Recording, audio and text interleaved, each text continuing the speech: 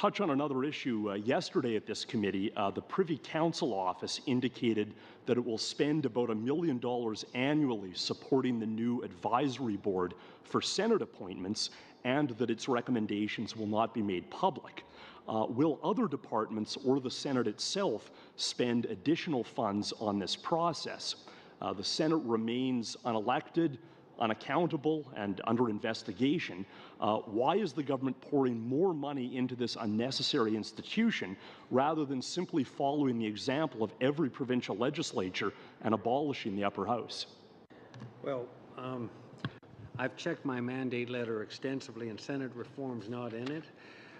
But Senate reform is something that's important to our government. We have laid out, my colleague Minister Monsef has put forward proposals in conjunction with our House Leader, and this is something we take seriously in terms of strengthening the Senate and improving the appointment process.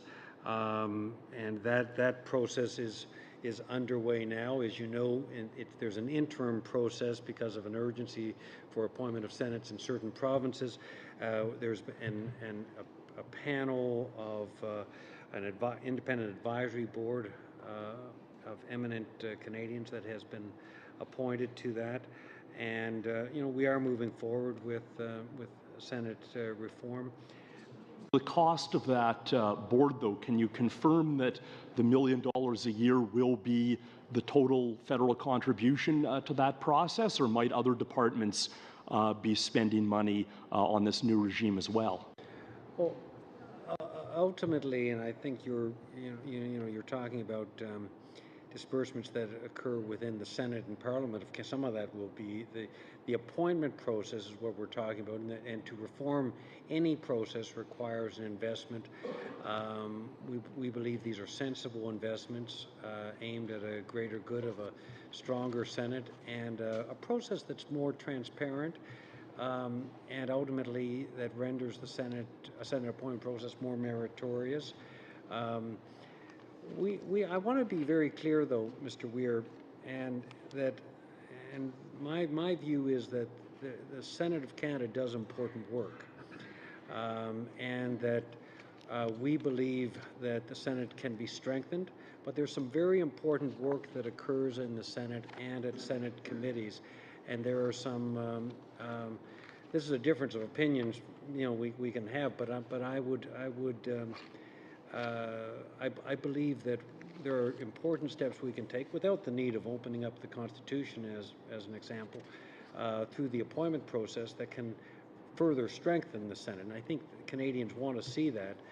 There is a difference of opinion, but there's also an empirical question about the cost of this new process, and certainly that money could otherwise used to fund good research and important studies for which the Senate is sometimes credited. So there is a question about whether this is the most efficient use of money. But would you agree if the process we're speaking of rendered the Senate more effective in the appointment process, more transparent, that would be a sensible thing? Well, if it rendered the process more transparent, but I was disappointed to learn that the recommendations won't be public. Would that be objective, though? Is that a laudable objective with which you would agree? Mr. Weir, you will have another 3-minute round, I believe, towards the end of this. We're at our 7 minutes now. Thank you. The honourable member for Regina, Lewvan. Yesterday at committee, the President of the Treasury Board admitted that the new advisory board for Senate appointments will cost $1 million every year, and that its recommendations will be secret. That's on top of the $90 million currently spent on the Senate. It remains unelected, unaccountable, and under investigation. Why is this government pouring more money into this scandal-plagued institution rather than following the example of every provincial legislature and abolishing the upper house? The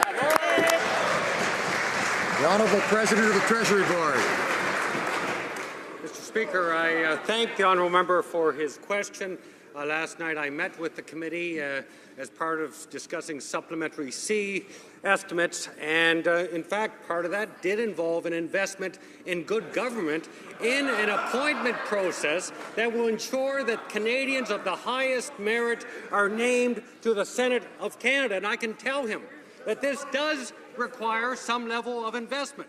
But $1 million invested in good government is significantly less than Senator Duffy's expenses, if I recall.